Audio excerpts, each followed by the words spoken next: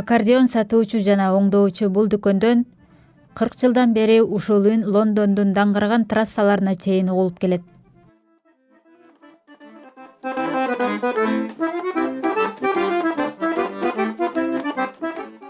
Муну Клаудия Аллоди ойноп жатат.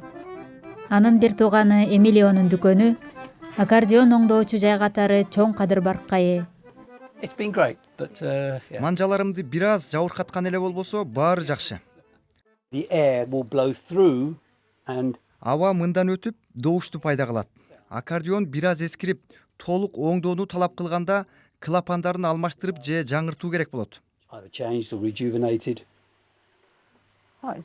Бул татаал жумуш экен, э? Ооба, мен аны миллион жолу жасагам. Бул өнөрдү ал атасы Брунодон үйрөнгөн. Ал 1951-жылы Италиядан Лондонго көчүп келип, Аллоди аккордеон саттуу компанияны негиздеген. Атам алдыңкы кабатта аккордеон оңдоп жатып: "Эмилио, кел муну кармап турчу. Бул эмне кылып жатат, көрүп атасыңбы?" дейт эле. Түшүнсөм, түшүнбөсөм да, жаш баламын да. Жөн эле айтканын кылып жатып үйрөнүп кеткем. Ошентип аккордеон дүйнөсүнө толугу менен сүңгүдүм. Анын аты жазылган аккордеондорду ал Status Quo, Sheryl Crow жана Сэр Пол Маккартнини ойногон музыканттарга саткан. Алар Мишель Обаманын туулган күнү болгондо Ак үйдө ойношу керек эле. Андыктан алар Beatles'дын Мишель чыгармасын аткарышмак. Мага телефон чалышып: "Сенин атың экранда жүрөт, билесиңби?" деп айтып жатышты. Анткени алар Обаманын жанындагы Аллоди аккордеонун кайра-кайра көрсөтүшүптүр.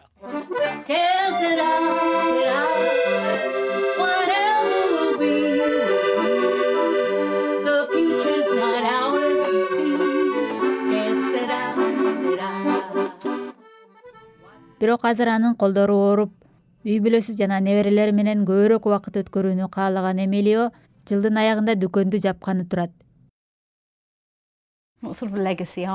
Кандай мурас калтырып жатасыз? Атамдын аты жана анын кадыр-баркы мен үчүн аябай маанилүү. Анын атын өчүрбөй, жолун улантып келдим.